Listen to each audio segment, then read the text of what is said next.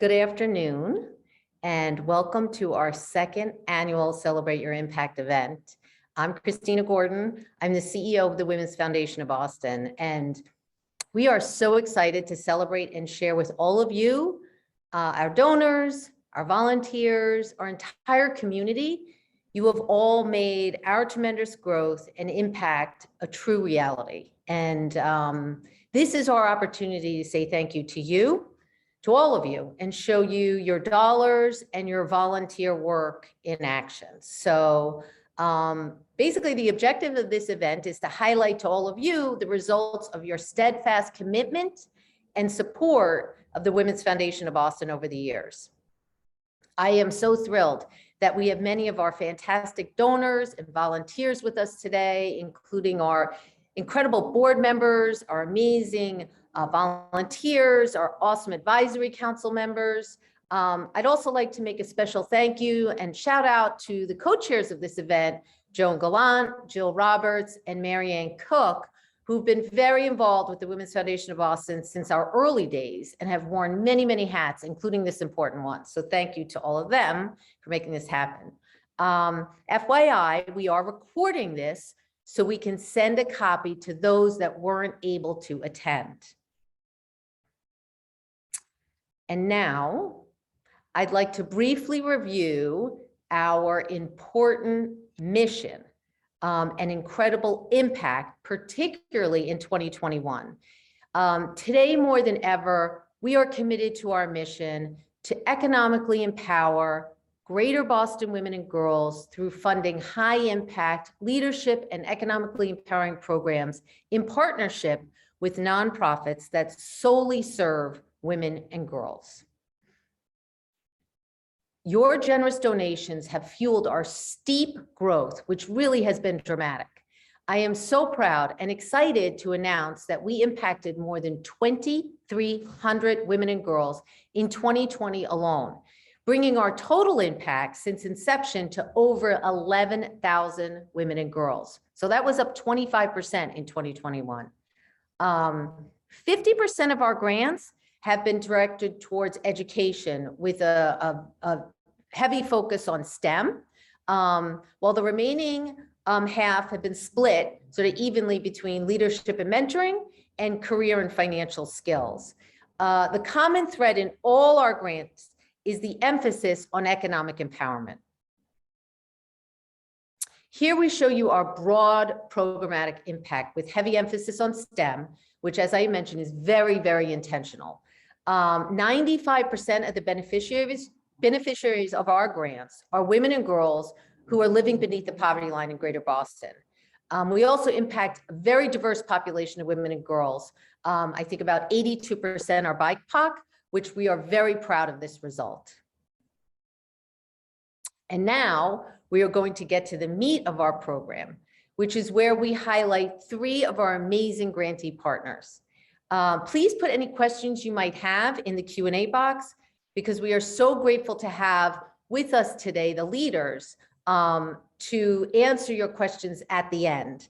And now let's hear from Deb Ray, CEO of Big Sisters Boston. I would like to highlight one of our truly amazing grantee partners, Big Sisters Greater Boston, today. We have had a productive, beneficial, really innovative long-term relationship with Big Sisters Greater Boston, starting with our funding, 5-year funding of their New Girls Network, a dynamic mentorship program for their big several years ago. But this year we are funding another really exciting brand new program out of Big Sisters Greater Boston. We awarded Big Sisters an impactful 3-year grant, which fully supports an additional coach for their Our Big Futures program. And I'm really excited to have here with me today, Deb Ray, President and CEO of Big Sister Greater Boston, to share more information about this impressive and powerful new program. Welcome, Deb. Thanks for joining us. Thank you, Christina. Thanks for having me. I'm really excited to be here to talk about our big futures. Yes, in Big Sister. So Big Sister is an organization that ignites the passion and power of girls through one-to-one relationships with mentors and enrichment programs like our Big Futures that help those girls succeed. And we're also invested in the women as well. And can you tell us about the Our Big Futures program? Girls are in the Big Sister program starting at the age of 7 all the way to the age of 20. And what we heard from them, though, in their teenage years is that they really needed support on post-secondary, right? They knew they were going to graduate from high school, but they didn't know what they were going to do after high school. So what this program does is support these girls starting at the age of 14 to really look at what they're interested in, what they're good at, and really to help them navigate the post-secondary careers and what they want to do, whether it is a career, whether it's college, and we want to help them with that.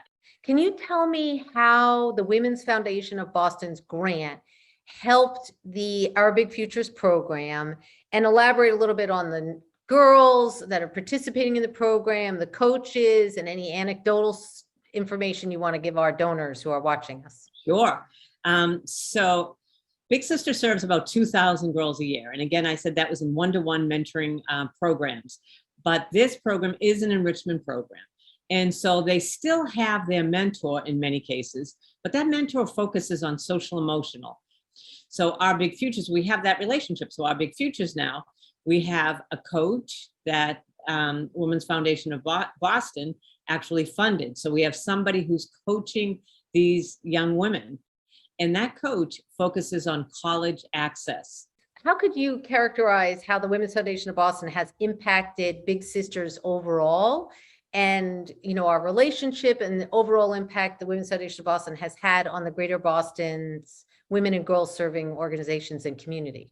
To have the Women's Foundation of Boston that is very public, that you have made it a point to educate, inspire, and ensure that everybody understands the need for support for girls and women. For, like, as you say, only, less than 2% of philanthropic dollars are given to girl and women serving organizations. How critical is that? And as no matter how much we may say it as Big Sister, but having you sort of as the expert in that, and then really just casting a wide net and saying, this is not just about Big Sisters, this is all the organizations that are focused on girls and women. And we're part of that collective, we're part of that sisterhood. And really having an organization like the Women's Foundation of Boston is so critical for all of us to elevate girls and women in the city. Our Big Futures is really significant that we're now giving these girls this opportunity that they didn't have for 184 girls. Now, remember, this funding, we only started this in March of 2020 before the pandemic.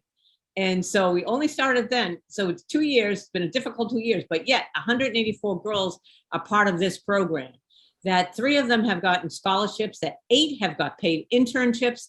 That's all because of the Women's Foundation of Boston. And in addition to that, New Girls Network, it's a mentoring program that we had started a few years ago, but the fact that the Women's Foundation of Boston stepped in and gave us funding for it has really solidified that program. So that so many young professionals in this city now have a seasoned professional helping them on their career path, on having access and opportunity in Boston.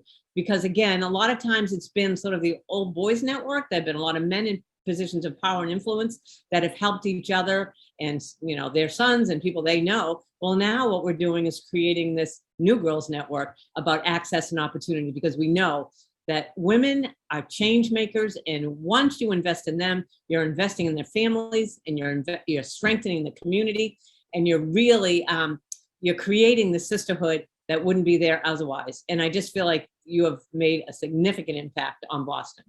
Thank you, and I can't wait to see you again. Same here, Christina. Thank you. I really appreciate all that you do. Great.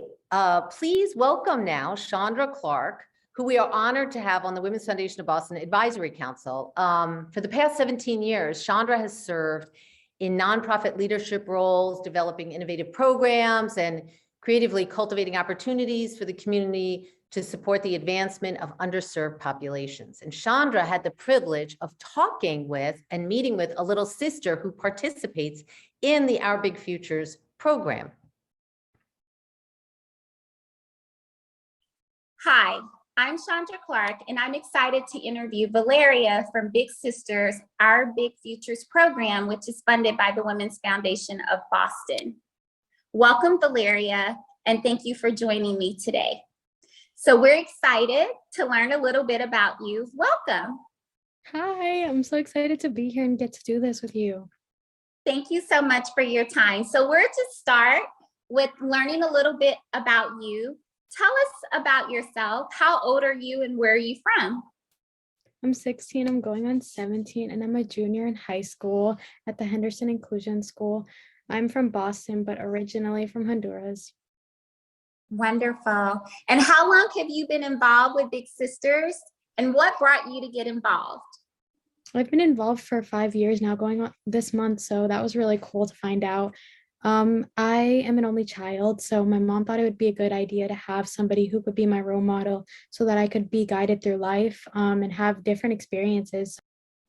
Wonderful. And how has Big Sisters impacted your life? Big Sisters impacted my life in many different ways, but I think the biggest thing was for me that was especially affecting me now because I've grown up a lot since 5 years ago.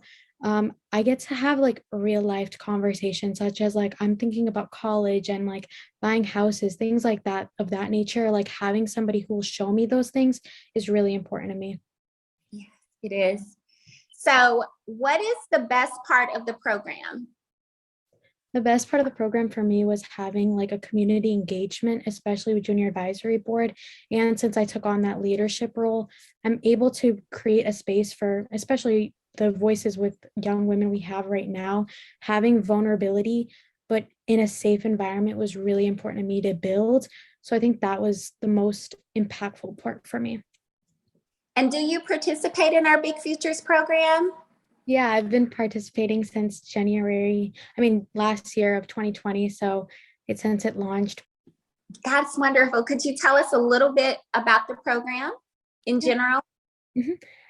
It's for 14 to 24-year-olds who want to build career and college readiness.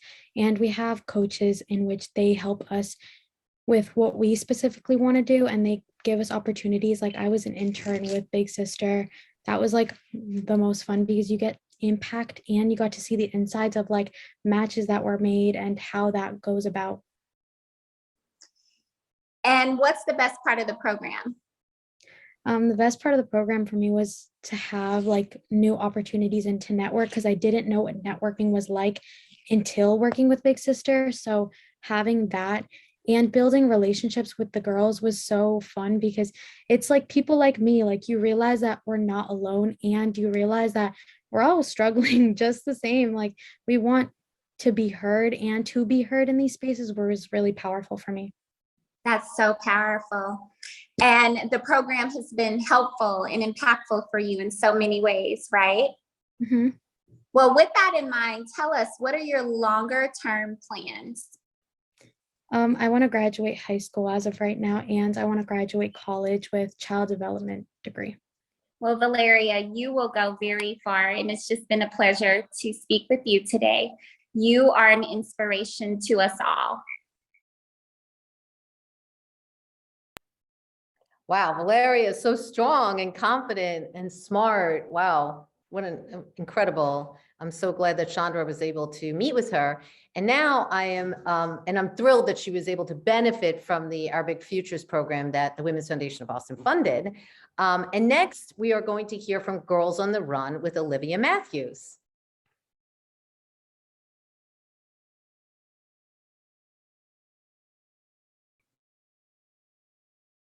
And now I'm excited to introduce to you all Olivia Matthews, who is the Executive Director of Girls on the Run Greater Boston. Olivia has worked in the nonprofit space for over 20 years, and she has been at Girls on the Run since 2017. I think she's amazing, and I'm just so glad to have her here with us. So welcome, Olivia. Thank you, Christina. It's great to be here. We have committed almost $200,000 to Girls on the Run Greater Boston since our relationship began almost 4 years ago in 2018, which is amazing. Most recently, the Women's Foundation of Boston awarded Girls on the Run Greater Boston a 3-year grant to launch this new interesting initiative called Girls on the Run in the City, which is designed to expand Girls on the Run's proven after-school program to reach really more high-need girls who live in the city of Boston. So I'm going to have Olivia tell you more about it. So Olivia, Can you tell us more about just the general mission of the Girls on the Run? Technically, our mission is to inspire girls to be joyful, healthy, and confident using a fun, experience-based curriculum that creatively integrates running. And the reason it was created is because girls' self-confidence and physical activity levels typically start to decline at age 9 or 10. It's not the same for boys, and it continues to decrease through adolescence without intervention. And so instead of starting from scratch and deciding how can we help this problem, I am excited to be able to help expand our programming, which has been demonstrated to counteract that trend and reach more girls in the greater Boston area who can benefit from Girls on the Run's after school program. So when you talk about the impact, can you be a little more specific about the impact of the Girls on the Run program on the girls you serve? Yeah, so this national study was conducted because we're part of an organization that's headquartered in Charlotte, North Carolina. And in fact, 2 million girls have now done Girls on the Run across the country, which is really fun. I find in talking to people, it turns out everybody has a cousin or a niece or someone who did Girls on the Run and had a great experience. My own daughter did the program and she was really transformed. 97% of participants in the study learned how to manage emotions, resolve conflict, and make better intentional decisions. The girls who were the least active at the start of the season increased their physical activity level by 40% from pre to post, and that was in contrast with a control group. So we are committed to bringing the program to as many girls as we can. On the East Coast of Massachusetts, we've served 8,500 so far, but there were many more who could benefit, and that's where the Women's Foundation grant comes in. So tell us specifically about the Girls on the Run in the City program. Yes. So we were growing quickly in many communities, sort of Metro West Boston area and North Shore. And we weren't reaching girls who we knew could benefit in the city of Boston. So what the grant Girls on the Run in the city enabled us to do was actively go to Boston Public Schools, talk with principals about how the program works to support girls' social emotional health as well as their physical health, and offer that the charitable dollars from the Women's Foundation would cover the program cost for the girls at these schools. And we were excited that the response was very positive, and we were able to launch the program in 2021 and reach 5 teams of girls in the spring and another 5 teams in the fall for 10 teams of girls who otherwise would never have had the chance to experience the program. Awesome. Can you talk a little bit more about the program and the coaches and how the cost of coaches and how all that works? Sure. So girls meet twice a week after school with the coaches, and the coaches are trained by Girls on the Run in a national coach training format to ensure the program is well run and that the girls will have the same outcomes as the girls in the study did. So when you look for coaches, it's sometimes difficult because people mean well, but they don't have time to dedicate. And especially at the Girls on the Run in the city schools, we really wanted to have teachers who knew the girls, able to coach the program. And so the grant included money that the schools could use for stipends to compensate the teachers, school counselors, staff. We had a family liaison step up to get trained and lead the girls through the program. We supplemented with community volunteers, but the coaches that were stipended truly did an amazing job of bringing the curriculum to life. They met with the girls every week, and the curriculum has a theme to it every session. There's one of my favorites, just to bring it to life, Christina, is positive self-talk.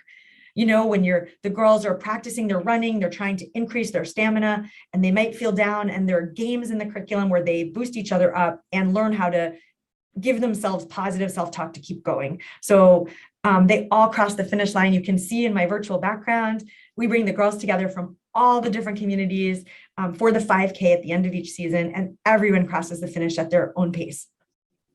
I'm so grateful for your work. Thank you so much, Olivia, for joining us, because I know how busy you are. And thank you for empowering thousands and thousands of girls in our community through this awesome program and curriculum. We're just so thrilled to have you highlighted on our program today. So thank you. Thank you, Christina, and thank you to the Women's Foundation. At Girls on the Run Greater Boston, we're very appreciative of the partnership and the support.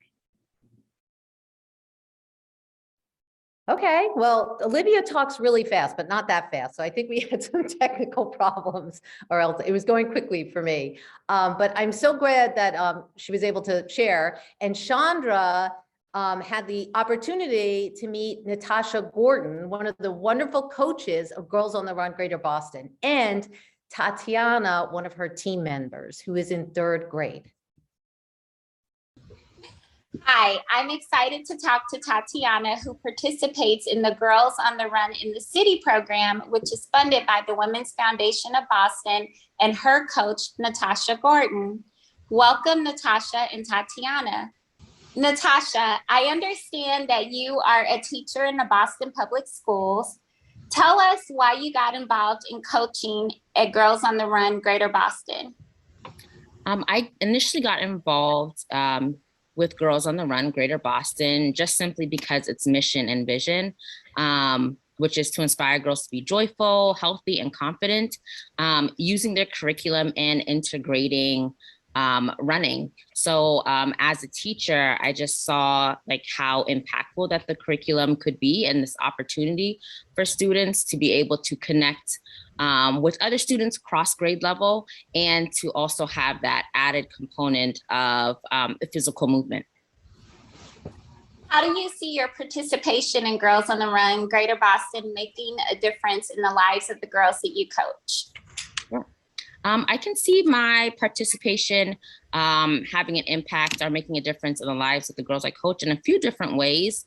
So one, just being a teacher in the school in which I coach, I'm able to be a trusted adult or another trusted adult in the lives of the girls in which I coach. So some of the girls I've taught before 3 or 4 years ago, and then some of the girls I'm meeting for the first time through the program. So them being able to come to me, stop me in the hallway, and just share, you know, how they're doing, how they've been applying lessons, or during practice for them to have a time to connect with an adult and talk about some things that have been going on with them.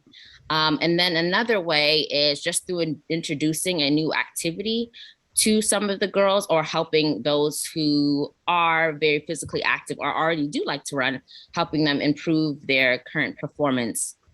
And also having them invite family members and incorporate others into this new passion that they have found. And then finally, through the program, I'm just able to teach them lifelong skills that they're able to use. So just modeling through the curriculum, like conflict resolution, how to make friends, how to keep friends, how to be confident and show their confidence, and kind of share their light and spread their light with others. Thank you, Natasha. Tatiana, tell us about yourself. How old are you and where are you from? My name is Tatiana. I like to sing, and I am 9 years old, and I am from here in Boston. How did you get involved in Girls on the Run Greater Boston? I heard it from Miss Gordon, and she asked me if I would like to join, and I said yes. Were you always a runner?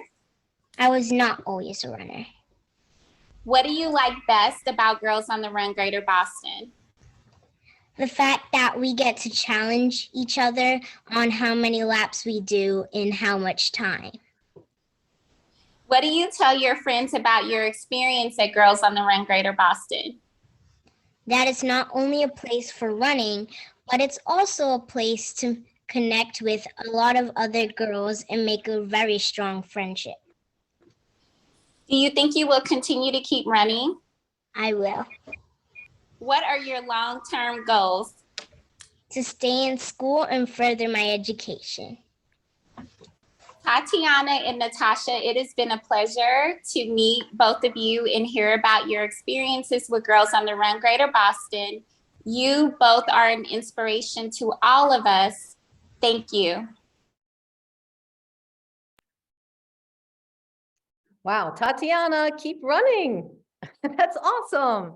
Wow, impressive. And she's so inspiring, and clearly has an amazing mentor in Natasha. So bravo to Girls on the Run Greater Boston for putting forth this amazing programming.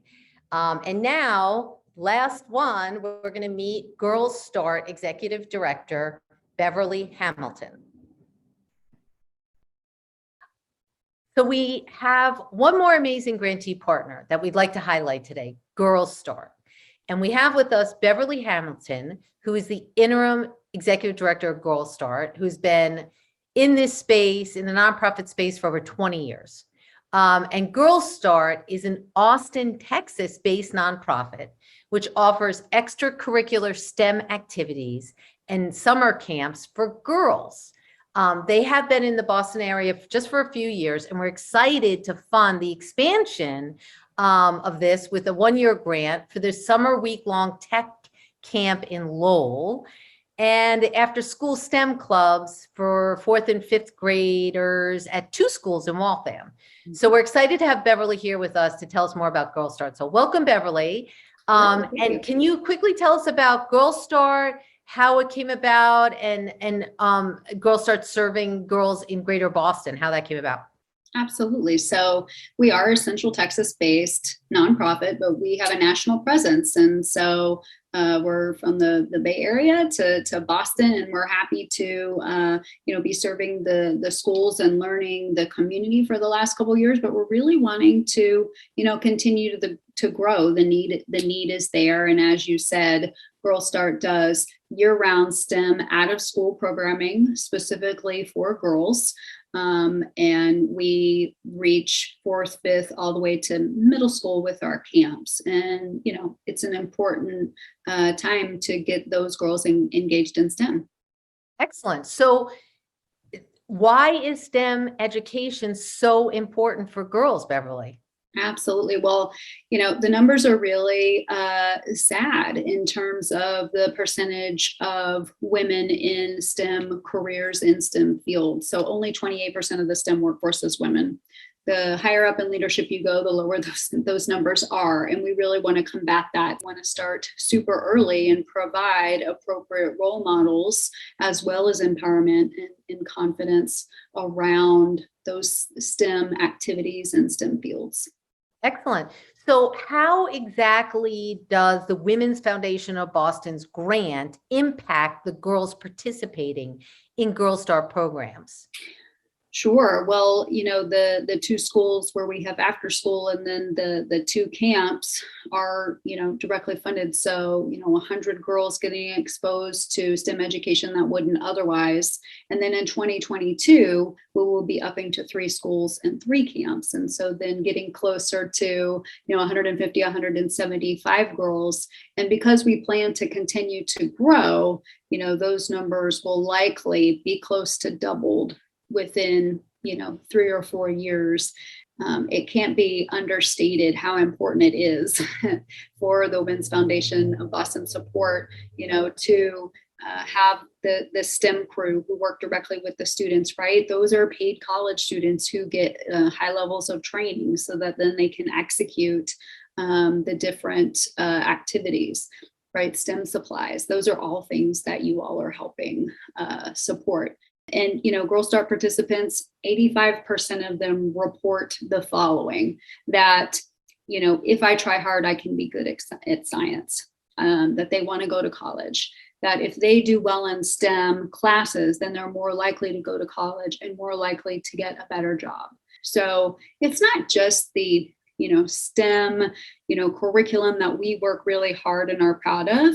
It's also a lot of this, social emotional learning of confidence, empowerment, that make our programs, continue to be important. And so we're super thankful for the Women's Foundation of Boston for their support, directly helping these girls in their future aspirations. Well, thank you, Beverly. Yeah, we're excited to be, this is totally in our wheelhouse. We're excited to be part of the support of your amazing programs at Girlstart in the STEM space. So thank you so much. And I look forward to seeing you again soon. Thank you so much. Chandra also had the chance to talk with Alicia, a remarkable and accomplished alum of Girlstart. Hi, I'm excited to introduce you to Alicia. Alicia is a Girlstart alum. Welcome, Alicia, and thank you for joining me today. Thanks for having me. Tell us a little bit about yourself.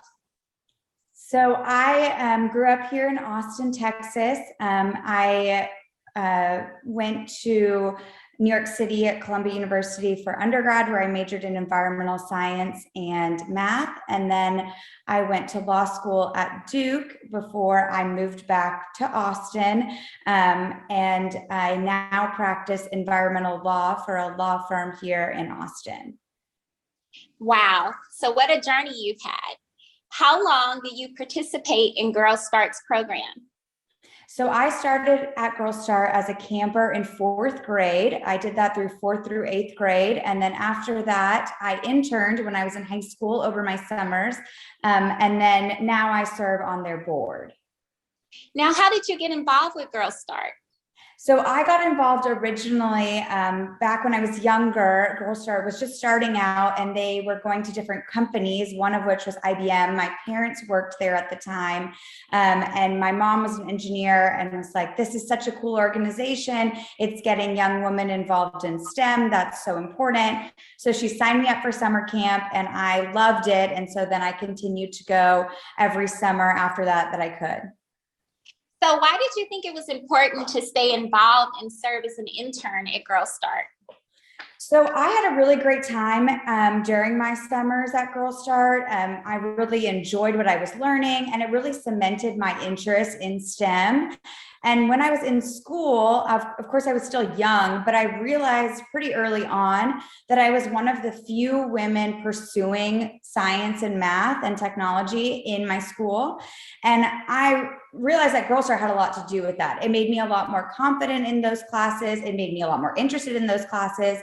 And I realized how important that is for young women to be encouraged in those fields.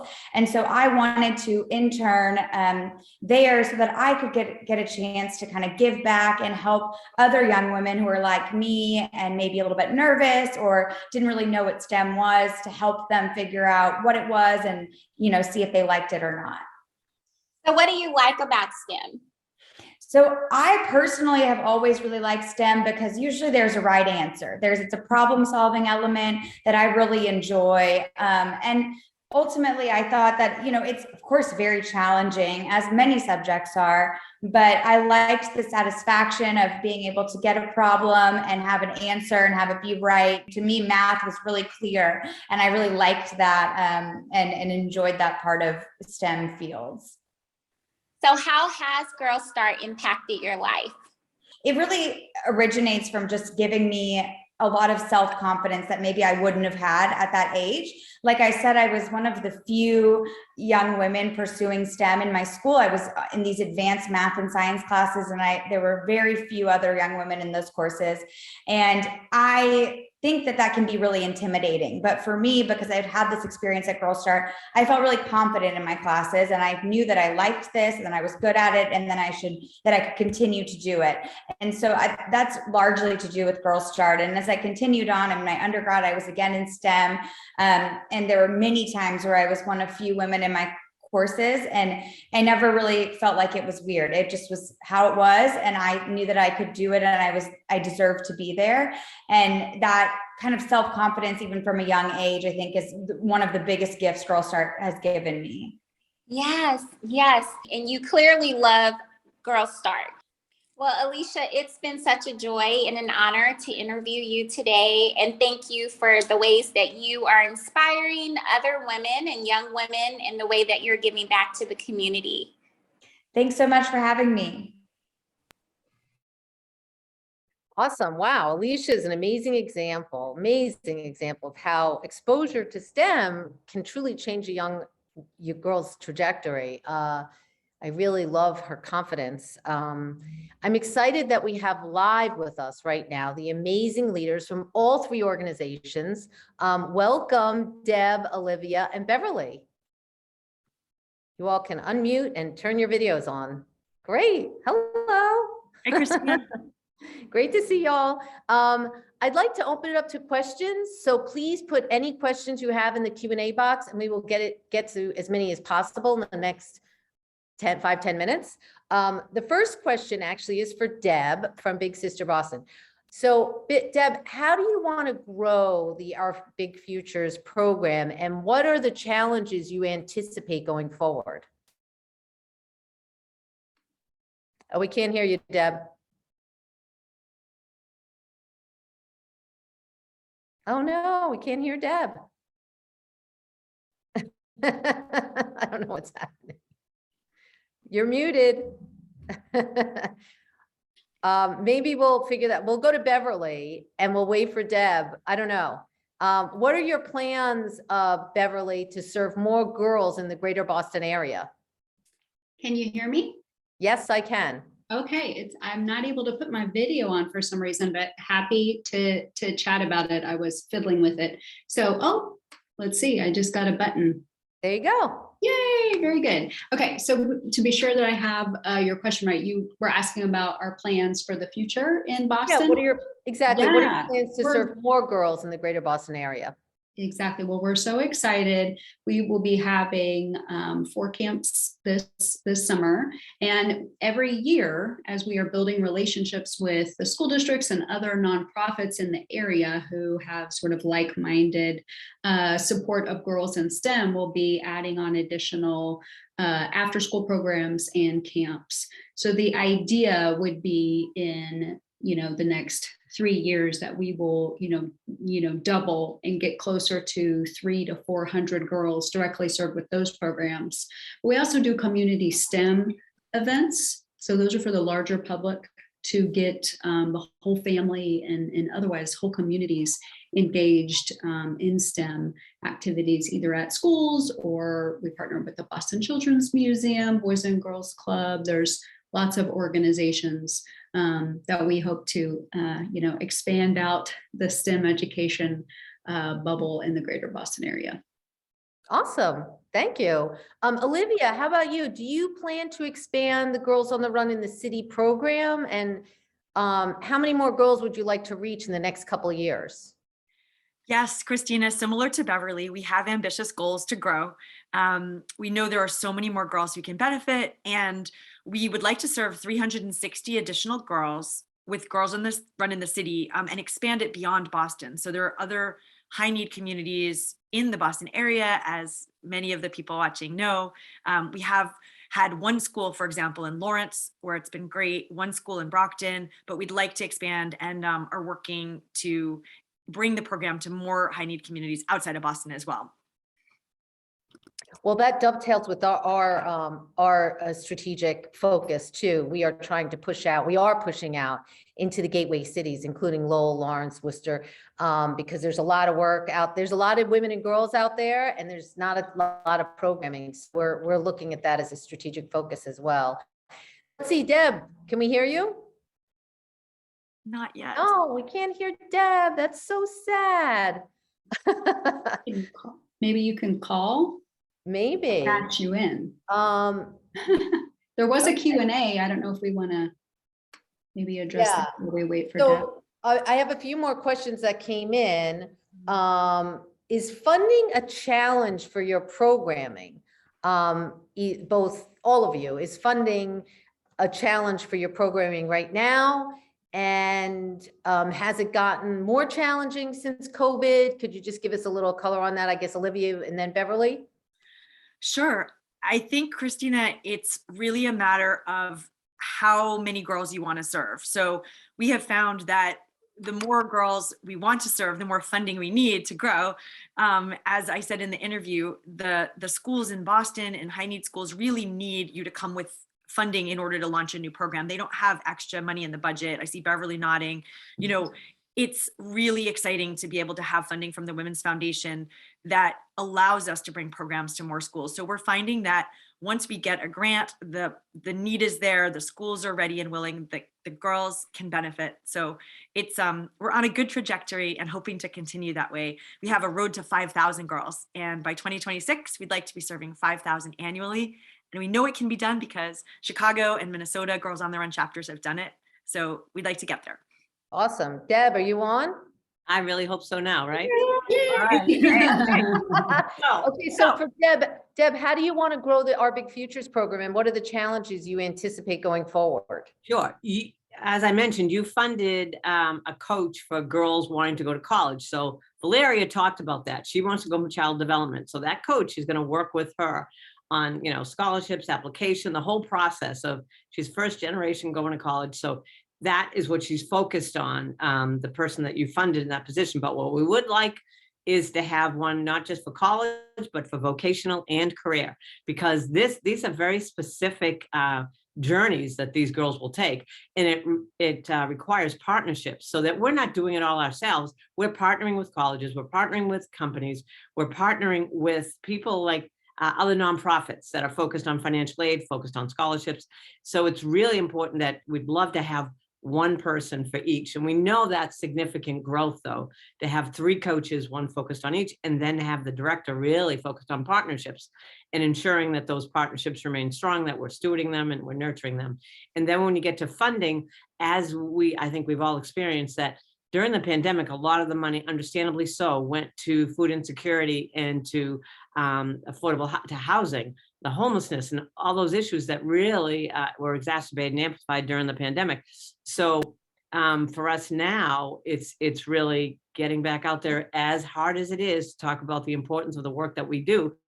And I heard from we all said the same thing, or you two really said it, about confidence and building that girl's confidence in whether it's running, whether it's STEM, so that they internalize that confidence, so that they can, when they make decisions, they feel confident going forward, that, and they can take, educated risks.